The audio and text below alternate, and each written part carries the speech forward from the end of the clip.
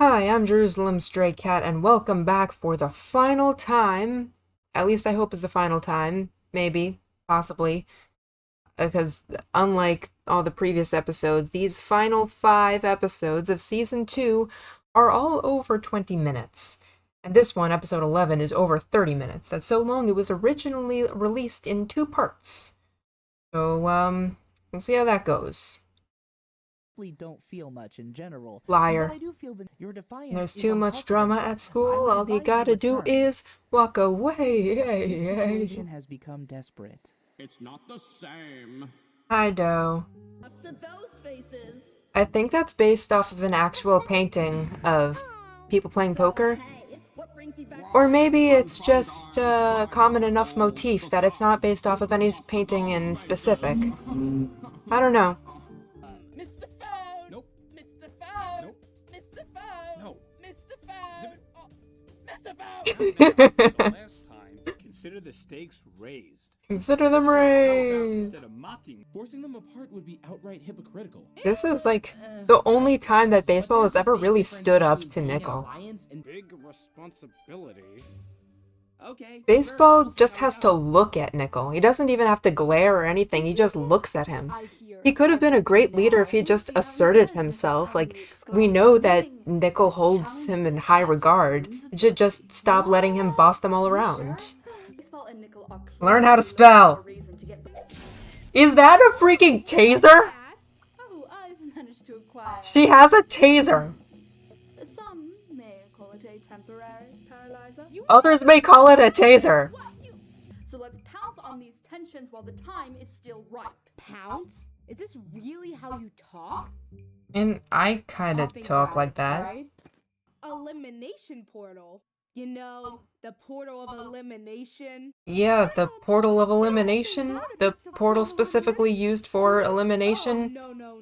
The elimination portal. Well, That portal. maybe. No. Marshmallow. I love how they just appear in Miphone's circle in the middle. What? She just left?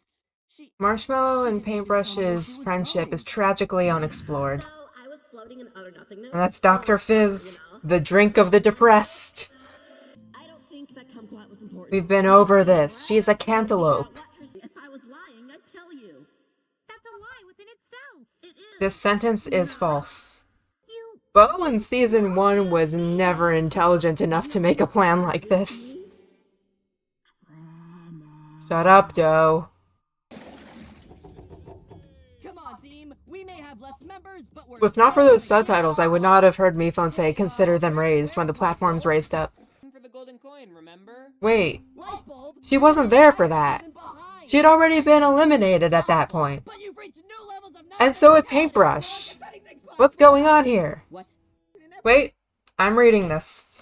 Fan theory number 1082. Each team must win twice in a row in order to split the focus equally amongst the contestants. There are more subtle ways of doing this, but those would require genuine creativity. If anything occurs to somehow disrupt this monotonous pattern, well, basically, barriers will fall from alignment, a hole will be forged in the depths of time, paths will become exposed, and otherworldly forces will reign, among other things, probably. Well, all of those things have happened. There's a Tumblr post by, I believe, Charlie Gay Knife Cake Brunch that outlines all these things. The barriers will fall from alignment. Marsh already left the show. A hole will be forged in the depths of time. The time machine thing in episode 12. Paths will become exposed. The entire plot of episode 13. Otherworldly forces will reign. The aliens from episode 14, among other things, probably. And there have definitely been a lot of things, and there will continue to be more things. The thing pile just doesn't keep from getting taller. Anyway, yes, let's proceed. Like I said, Bo was never this intelligent in Season 1. Who's she texting? Who was that?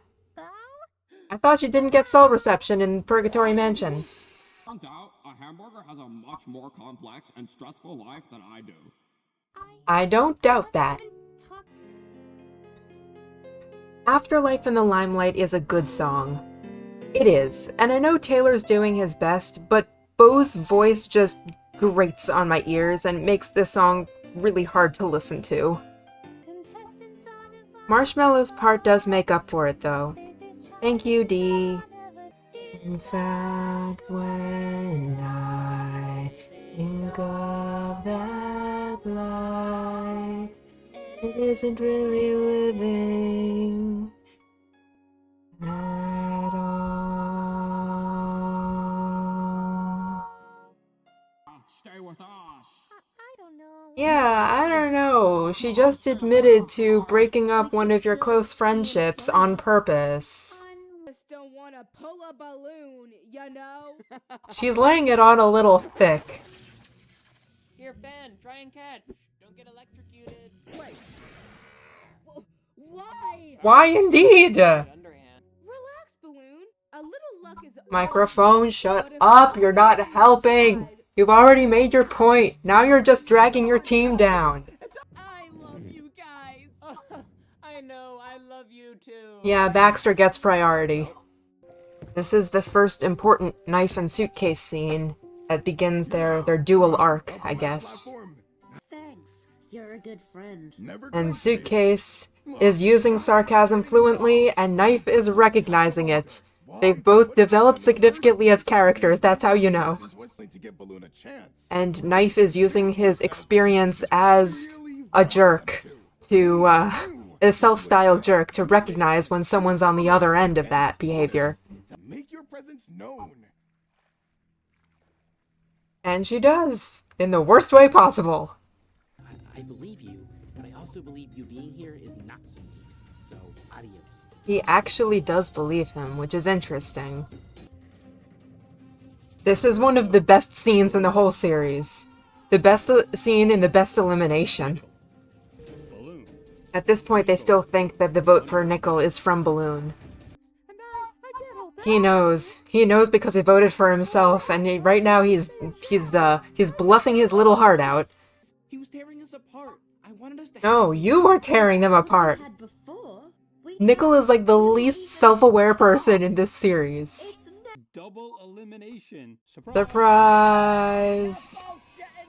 You coulda said that before, but it would have ruined the suspense. Automatically that, me-pad. I can't feel anything, sir. Liar. It's nothing personal. Nothing personnel, kid.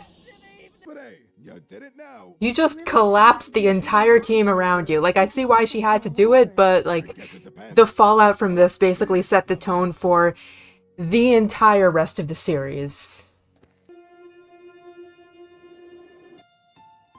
It's a little four-note motif from Afterlife in the Limelight. Taking part in the action made for easy interaction with friends. And nothing was the same once it wasn't just a game. I never wanted it to end. I hope that I can feel alive again. You can't chain Baxter down. So, I don't know if I'd necessarily call episode 12 my favorite of the whole series, because this whole cluster of episodes is all pretty excellent. But if I were to introduce someone else to Inanimate Insanity, this is the episode I would use. Like, obviously, it's a really solid episode, but also, it focuses less on the internal conflict, like, over the course of the season, and more with the deep lore of the show. Especially considering that it's like a throwback episode. But also it's a lot more lighthearted in tone compared to the death and despair of episode 11 and the backstory bombs of episode 13. Lightbulb, I think Oh no, it's the light brush breakup. without teams. I think Lightbulb has been investing a lot more into this relationship than Paintbrush has. I got you, girl. Oh yeah, and it's also the one where they finally resolve Paintbrush's gender thing. So, is it strategic? No, but it was hilarious. I love how Taco thinks she's such a strategist, but then she's like, yeah, I was just doing whatever. The right thing. That Honiak has a time machine? What's a Hang Honiak? on, I'm coming down. I like that. I'm gonna use She's got the bush with her. Perhaps? Imagine if she had gone back. Imagine if she had gone back. What in the world would she have done? Like, I really don't think she thought that far ahead. Look. Oh, it's the bow tie. The invisibility bow tie. Okay. No, it's Chris! Chris is back! Well, actually, I had a question. Well, now we know what Paintbrush's question was about. At least this first one. I don't know about all the other questions. When I said that Paintbrush was not so artistic before, I meant that they weren't creative. Like, obviously they are capable, as we see, they are capable of producing a, like, realistically rendered image, but, like, they don't have artistic inspiration. Get started. That's right, I'm gonna paint. Don't anyone interrupt me. See what I mean? I'm gonna do it. Yeah. Ugh, this is gonna be a long challenge. She's welding the stick back together. Pink grass. The grass is pink, and the trees are multicolored. Face. Leg. Yeah, those certainly are flags. How long have you been doing this show that you still can't pronounce the name of? What is it? I don't know what it is. Inanimate Insanity. Hi, Niall. Oh, Created by Salt and Pepper and directed by no one. Oh, Kumquat. Like the actual Kumquat, not Bo's weird nickname for Apple. Something's off about this place. No kidding. Infinity Black Hole versus BFB Black Hole. Trespassers on Fight! Did the me phone ask for them? Which me phone is this? Well, toast my oats. There's been so many at this point, I can't keep track. Oh, it's 7, okay. The mountains in the background look like cheese. They have a spa and hotel. I guess because the jacuzzi is the only thing in Hotel OJ that they've been using, so might as well make that the entire place. Oh, it's a marshmallow. Oh, it's the surprise double elimination. You can't be reminded of the past. This is where Lightbulb realizes that they're not actually just quirky like her, they're season 1 levels of flat personality. That science class, so emotional. You know what happens to those ones? Those ones. They weed out all the people who aren't season 1 levels of flat personality. Who are you? one of two things, but you don't seem to be either one. They're really setting up for the non-binary reveal later. The twig. No. Elimination time. Doo-doo. 2 portals. Go through one, and you'll be released into the dark abyss. I.e. die. Go through the other, and you get to come back and try again. I.e. time loop. Simultaneously advanced and utterly barbaric. What a choice. Wait, hold on. Not being a line, it's just a cross with a crossing She's bar trying. and another She's really trying. See, I think Salt took care of it. Lightbulb isn't so great at logic, but she is pretty good at reading people. Me and Salt the guts. Oh, violence! She's dead. Goodbye! What even is that stuff? It's green. That's the venomous Is that green stuff poisonous? Is it radioactive?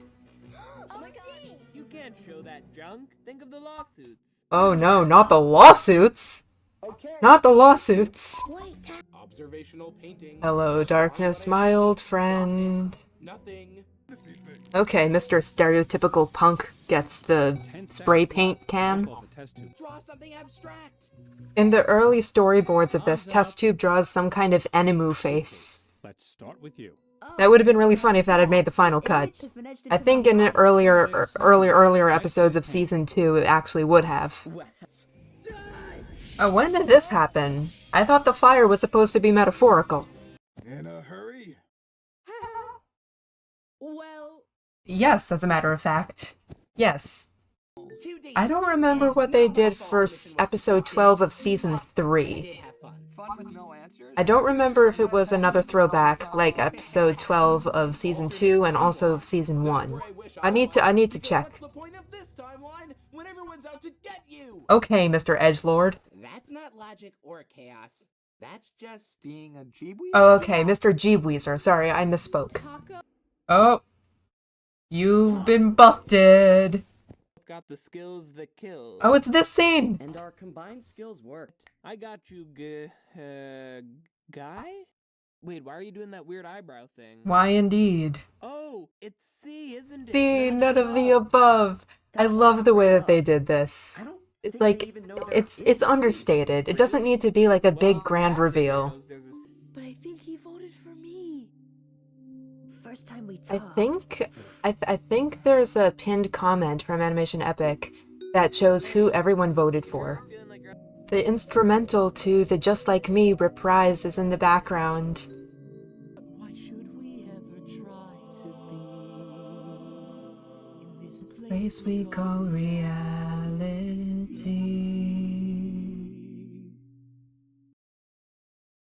What a good episode. These 3 options. What a great Sound with the episode. Most votes will be included. Oh, hey. Oh, they were traumatized by the Baxter Hyperbolica. Last time on Inanimate Insanity. The return of the recap. And it's still voiced by Brian, technically. It's the arm from the season 1 Halloween episode. Corn Man.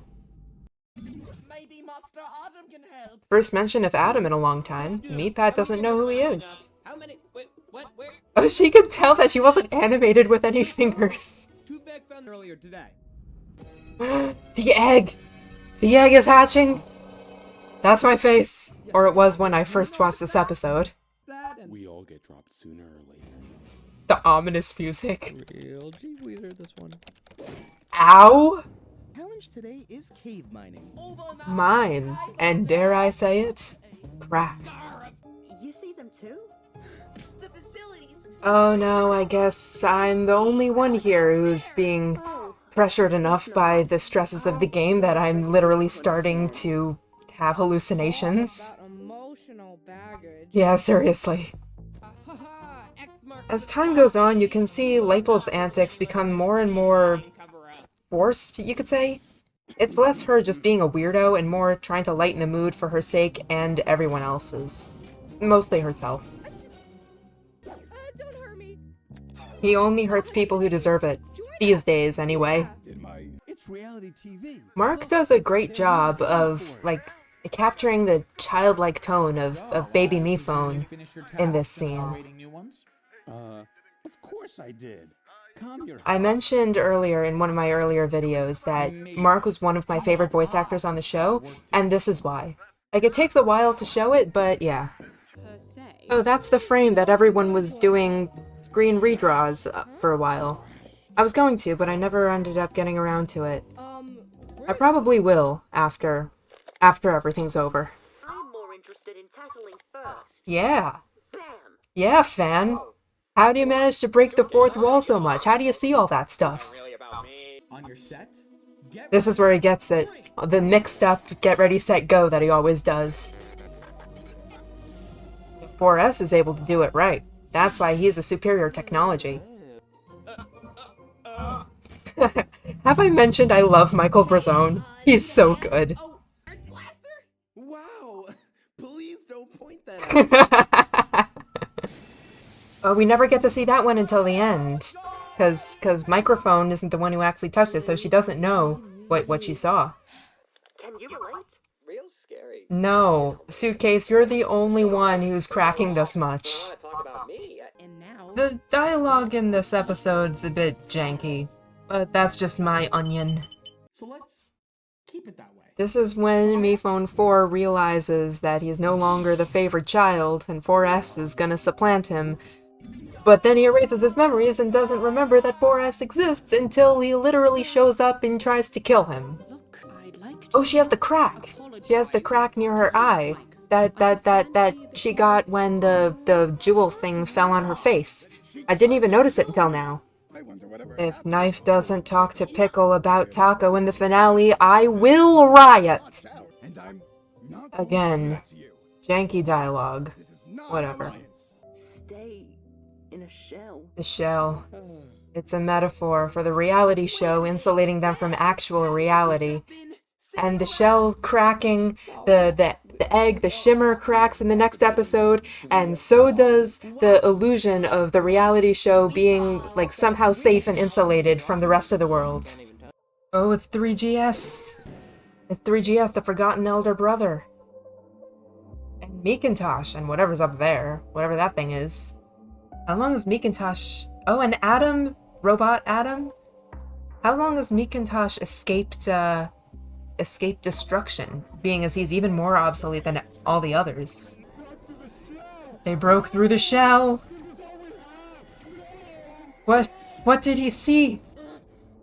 What did 3GS see? I must know what the rest of those recordings say. Are you on? He's stuck in his final moments. He's stuck in his final moments. What? How did he die? What happened? I must know! That was probably the worst one for Suitcase to see.